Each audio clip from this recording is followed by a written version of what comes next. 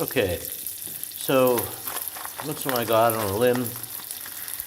You know, I have a tendency to get experimental here a little bit, mix and match. So this is guanciale, basically. It's one slice of bacon. Of course, it's half a centimeter thick. And I'm going to try to make a sort of a combined. No, it's not going to really be an assassin's pasta, but you see this pasta just went in here, just right out of the package. And so right off the bat, you get the idea that this is stupid. Whatever's going on here is just crazy, crazy. And it might be. But that won't stop me. I'm going to keep on. Okay, so let's try this. Okay. Bring that guanciale up onto the fat up. I really should be starting here with a bigger pan, so I'm sort of cheating and trying to get the pasta to bend a little bit so it'll fit down in this pan.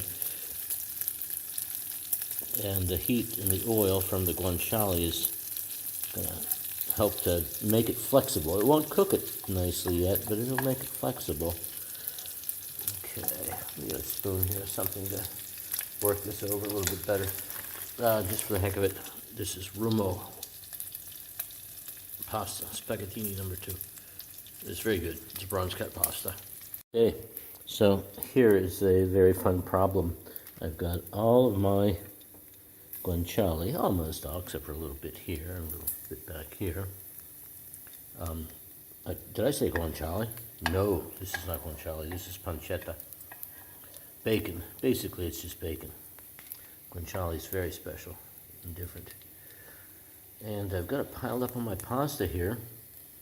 And I was kind of thinking there might be enough fat in it to dripping off to go down through here and start to get that pasta down in the pan where I could start to work with it a little bit in that a little bit of an assassin style. But that's gone sort of out of the window. This is going to end up being, I think, an assassinated carbonara. So a little bit of Evo, extra virgin olive oil, goes in here to help us save the day. I'm just going to cook that up with this little tiny bit of pancetta in the bottom of the pan. It's just a little bit hiding back here. And that oil I pour over the pasta.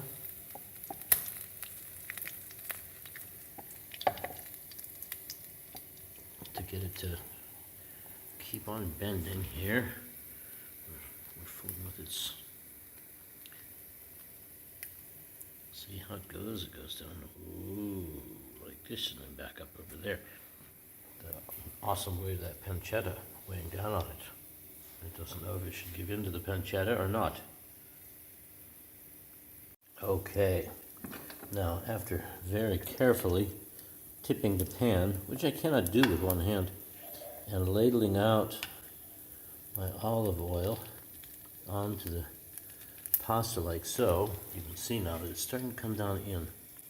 It's getting a little bit softer in the center here, which isn't properly cooking the pasta by any means, but it's at least getting it down to where we can start to do something with it here. Now the question is, what?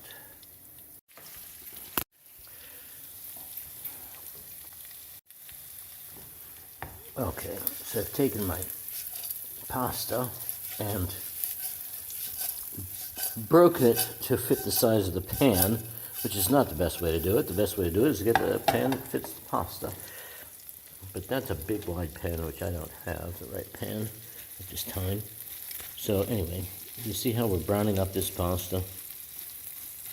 And, rice-a-roni, of course, has rice in it, but this is just going to be with pasta. And I'm going to end up making this with I'm not exactly sure yet. Never mind, I'm not going to share my preliminary thoughts. I don't mind diving into something and then seeing how it comes out. It's just, you have to go and break new frontiers. People that just follow recipes to the letter, okay, that's fine for you, but that's not the way I like to go. I like to, for better or worse, try new things. I like this, the way this is looking. It's these little sticks, these little brown sticks. And it's a nice pasta. And the reason these are browning up here is because they've been cooking here in this very nice combination of pancetta fat and extra virgin olive oil. I'm almost tempted to get some pancetta or some guanciale out of the refrigerator and taking that up just a notch. Now let's think about that a minute. Okay, I do not know where my local butcher gets her guanciale, but I can say this. These are some cheeky pigs. This is the jaw muscle, the cheek of the pig, which helps the pig chew. And they're fatty, and they have meat. They look a little bit like a bacon, but it's not the same. So this is just to get a little bit more of that indulgence in there. So got one slice. I asked her to slice these 5 millimeters thick, 5 millimeter slices, and those slices were of the guanciale and the pancetta. They're both 5 millimeters thick. So I've got my guanciale under this little nest here of this nicely frying pasta. And I've got to sort of keep the cooking's important here. I've got to keep my, okay there, guanciale, cook guanciale. I've got to keep my onions and my sequence is not right here. I should have put the guanciale in from the start. There's more of it up under here. Come on out here, you. Come on. There we go. There, there we go. So, guanciale, catch up with everything else. Come on here. Not to rush anything in cooking, but, gotta sort of get this stuff. I want it to release its fat here, because that's really what I want to fry this pasta in, is this guanciale fat. So I'm going to give this a couple of minutes here like this to sort of let most of this guanciale cook here in a little bit of olive oil and, of course, its own fat, and cook down a little bit.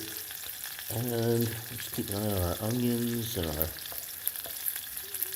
our pancetta. Look here. Look how these little crispy little dudes are coming. They were a little bit too early. That's part of the free-form process. And you just go a little goofy on it. So then just let that bubble and cook a little bit, the guanciale, and let the pasta cook, or fry. Actually, it's frying in fat. So this is a totally different assassination of the pasta, no question of it. Let that go for just a couple of minutes, just a little bit of time, and then we're going to start flipping it.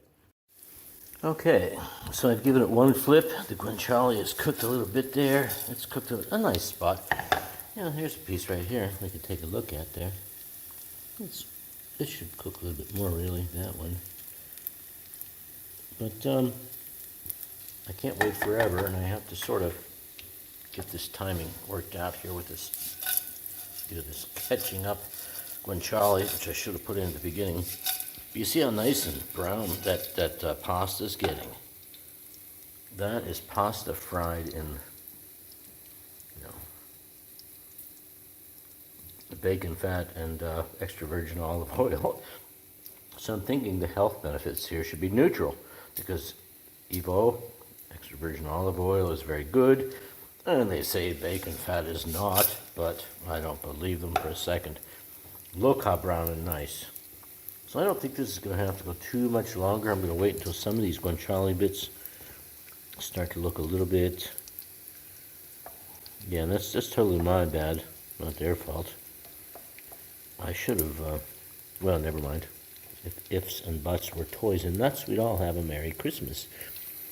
So, I think what is going on in the pan here is very good. And pretty soon I'm going to come to my finishing method, which is going to be let's say a relatively proper assassination. This is twice assassinated spaghetti. I think that's what they call it. Because this is killing it. We're torturing the spaghetti in hot oil. It's like it's medieval. Then, then we're going to boil it and steam it and get it to become more like pasta is, because it's stiff now. It's crispy and crunchy. And so I'm thinking that the next treatment is going to be with just a diluted tomato paste or tomato sauce, such that the steam from that sauce as it comes off will keep soaking into the pasta here and give it the tomato flavor. So far there's a shallot, 2 shallots, half an onion, 1 slice of guancale, 1 slice of pancetta, nice thick slice, 5 millimeters thick. And about, what was this, about 200? I'm gonna have to go back and check. I think this was less than 200 grams of pasta. What did I have left in this package? Oh, actually, I think this is only 100 grams of pasta. So it's gonna be a pretty rich pasta. There's a lot of flavor going on in here. Okay, I'm gonna go make my sauce to reduce over this. Okay, so I think what I'm going to do is use up some Dattarini sauce from yesterday, which is basically a sauce, and I'm going to go with about half of this doppio package. We're going to mix it up in here with a little bit of water, and that's what we're going to do the second assassination of this pasta with. Oh, yeah, baby. And okay, there's my Armando, la passata di Dattarini, and now comes in the doppio from Muti, who seems to know what they're doing pretty well. So, I've got to poke that just a second. Okay, so here comes about half of this tube of concentrate. Yeah, that's almost exactly half.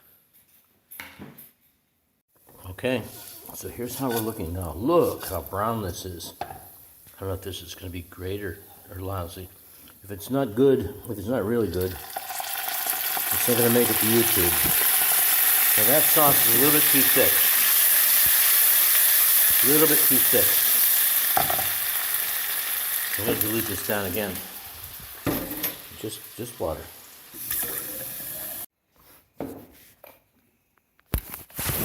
Okay, this has just been a minute now since I put on the lid.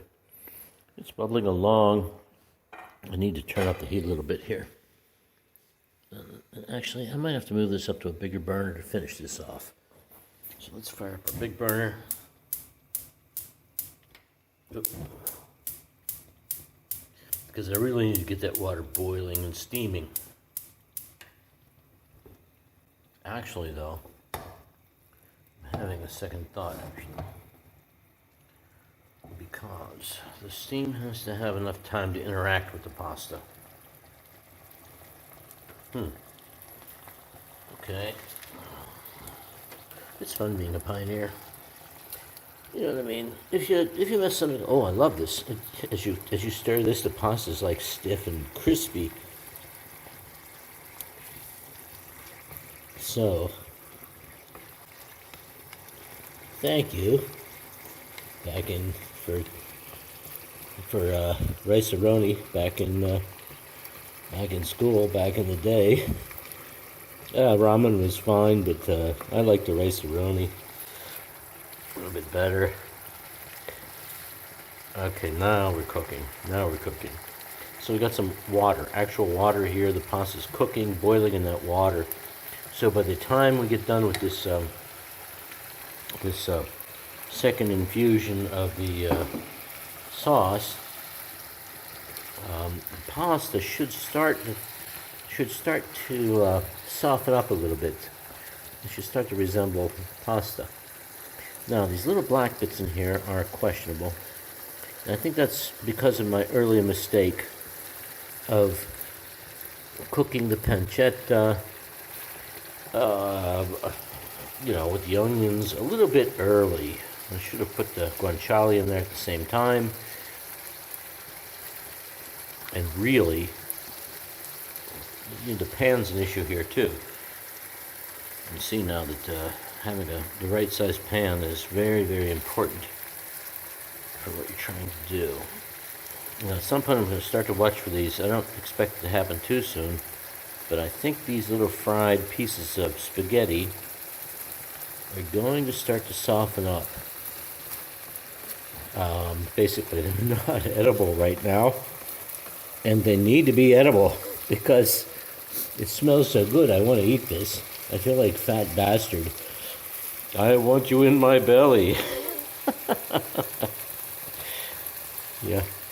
Okay, just keep going there. It's good. Okay, I'm trying to hydrate this pasta. It's starting to get a little bit soft. It's nice. Okay, things are coming along well. And what I think I'm going to do here is to put in a little bit of cooking wine here. And that will reduce the boiling point a little bit until the alcohol's gone. Then it'll come up to the boiling point of water. Then it'll come up to the boiling point of oil as that alcohol evaporates. You see how it stops bubbling? Well, they're starting over there. Now if I stir this around a little bit, the whole thing stops bubbling. See? Oh, there's a couple there. So that's fine. There are a couple places where the concentration of the wine to the tomato sauce and water mixture changes because the concentration of those things is not consistent across the pan. Okay, it's getting a little bit softer. I don't know if it's going to make it or not, though. I'm going to have to triple assassinate this or quadruple assassinate it in order to get enough water in here with this pasta, which was basically fried in pancetta and guanciale. And I swear to God, this is one of those dishes. It's either going to be, there's no middle ground on this dish. It's going to be either fantastic or a complete stupid waste of time. And the difference between those two is a very small thing.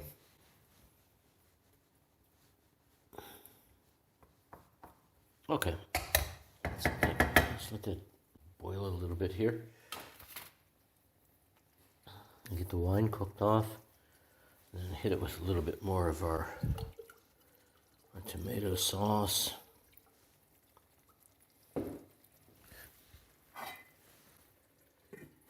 Just give it a little bit of time. I think it's going to be good. Okay. I don't want to leave this for too long. And let's check. What I'm just checking for now is the softness of the spaghetti to see if it's starting to absorb a little water. And I may indeed have made it impossible for it to absorb very much water because I cooked it in fat. And fats and waters are not very, it makes barriers to each other. So, but I think more time. I think based on the last time I did this, it had a little bit of, I think it's time to taste a piece. Okay, let's pick one that's a little bit or brownish. Just to see how that is. Oh, nice little piece there.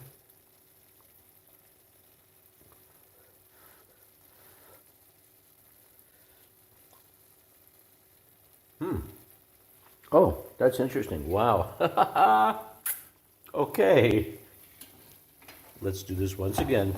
It's getting soft, but it's got this crispiness to it, like the assassin's pasta is supposed to have. So let's just keep on going there. And actually, I'm going to turn the heat up a little bit. Oh, not that much. There. Just let this cook. And in the end, this is going to be, some, actually I'm going to turn it up quite a bit. Full blast. Big burner, big flames, because I want when this goes in, I want it to steam up. And I'm going to put the lid on very quickly. There, we get some action here. Everything of a low boiling point is cooking out. All the waters, the alcohol is out by now from that little bit of wine. And it's definitely starting to feel better. Nice, very nice. Okay, here goes.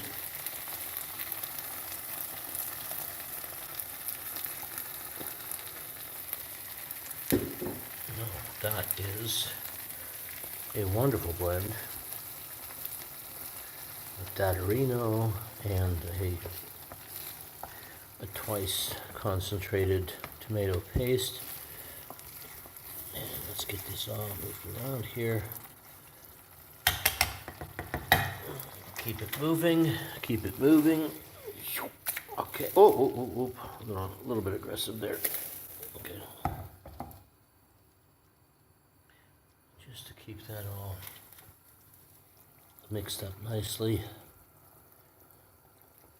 So when this cooks down, we will be there. And this is why people who cook wear aprons. I was very lucky not to get any on myself there. But that was a little bit too liquidy to be flipping around like that. Okay, so I'm not certain when this cooks down, a few minutes, just a few minutes. I'm going to turn the heat back down a little bit. There we go. I think that in a few minutes this is going to be certainly ready to taste. Okay, so I think this is about the time to serve this. The pasta, look, the pasta. Do you remember how it was just a few minutes ago? Now look at it. It feels like pasta. Okay, and the redness, the tomato, the concentration of tomato in here, and the crispiness and everything like this. It's sort of a combination of that assassin's pasta, from Bari down in Puglia. They have some good food there. The south has some unbelievable food. As does all of Italy, but okay, this is really starting to be done. So let's find a piece. Oh, just got it random here. Got this guy off the top. Oh, and the color. This is a trademark of the assassin's pasta, the blood redness of it. It's the tomato.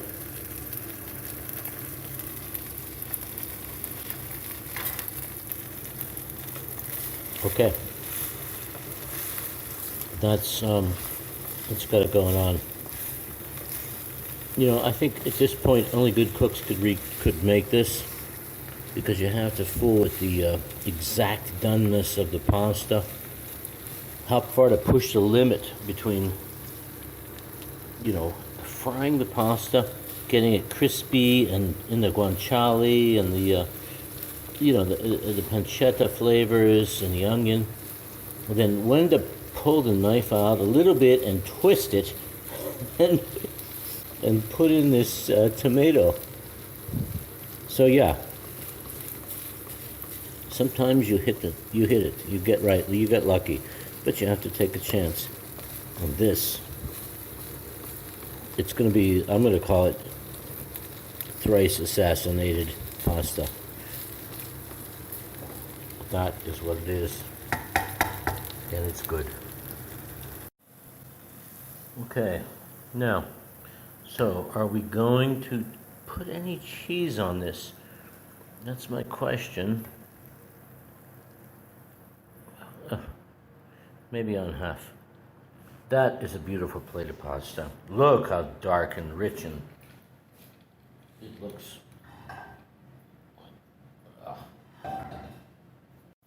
And the answer is yes. I'm going to put a little bit of Parmesan on it. I don't know why. Parmesan never makes anything worse. It's always better. And that's going to be enough. It's not a lot, but we'll go from here.